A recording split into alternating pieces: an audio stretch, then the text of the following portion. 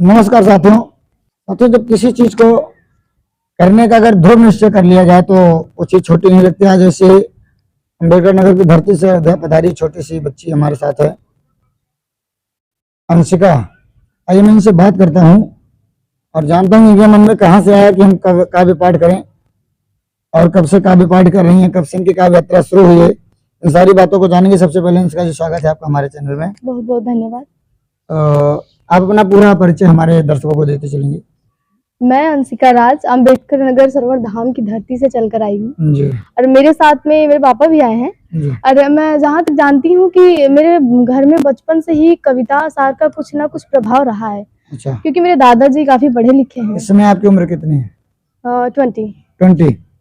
20 साल की उम्र है, जो 20 साल की उम्र में।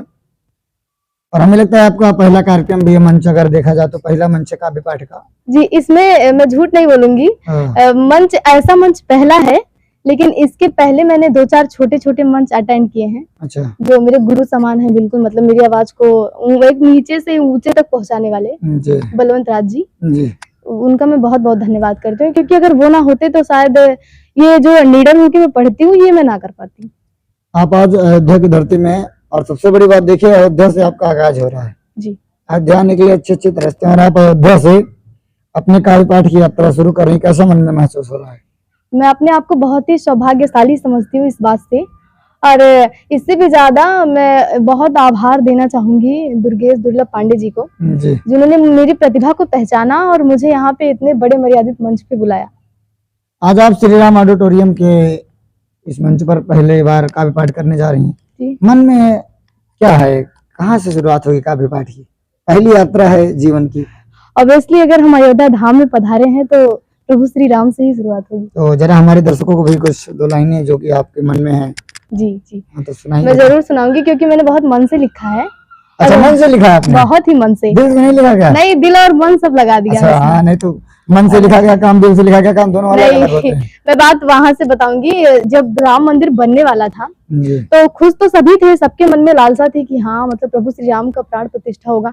लेकिन एक मतलब वो परम पूज्य, जिनको मैं कुछ भी कहूँ उनके लिए वो शब्द कम है, उनके मन में एक अलग ही लालसा थी कि मतलब बहुत ही ज्यादा प्रसन्न थे। तो मेरे मन में अगर वो बात है, आपके मन में भी होगी तो बताइएगा। तब मैंने लिखा था कि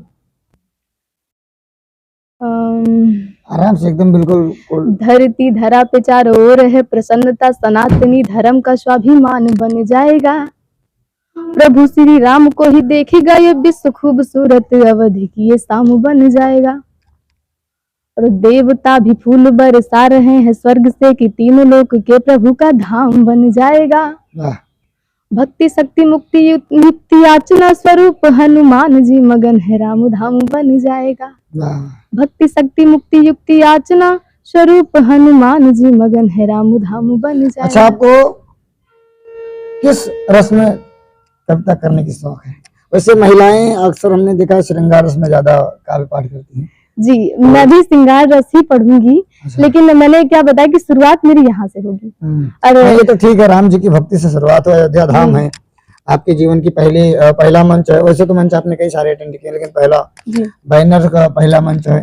तो कहीं ना कहीं मन में ये होता है कि एक अच्छी शुरुआत हो, एक आगाज अच्छा हो, आगाज से अंजाम तक जो हमें अंजाम बढ़िया मंच मिले। तो कहाँ आपने श्रृंगार में कुछ रचनाएं की है, कहाँ तक सोचा है आपने, कहाँ तक जाने के लिए? जरा रचनाओं के माध्यम से हमारे दर्शकों को बताएं, श्रृंगार में आपने कहाँ तक सोचा है?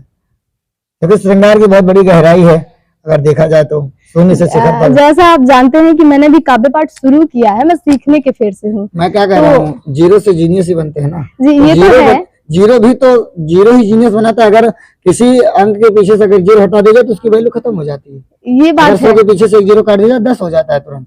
तो 0 से आप शुरू करें। कहाँ आपने क्या तैयार किया? कुछ तो कुछ आपने लिखा पढ़ा होगा, कहीं ना कहीं से आपकी तैयारी हुई होगी। तो कहाँ से मन है आपका, कहाँ से तैयारी, श्रृंगार कहाँ से पढ़ना है? वो जरा 1-2 पंक्तियां जो आज आप गुनगुनाएंगे इस मंच पर, जी, हमारे दर्शकों को भी पहुंचे, उससे पहले आपके मंच पर चढ़ने से पहले हम अपने दर्शकों जी मैं सुना देती हूँ आपको। मुकम्मल इश्क है तुझसे मेरे अल्फाज कहते हैं, मुकम्मल इश्क है तुझसे मेरे अल्फाज कहते हैं। अलग है कुछ मेरा लहजा, मेरे अंदाज कहते हैं। बने हैं एक दूजे के लिए, सबको यही लगता, यकीनन तुमको शाहजहां, मुझे मुमताज कहते।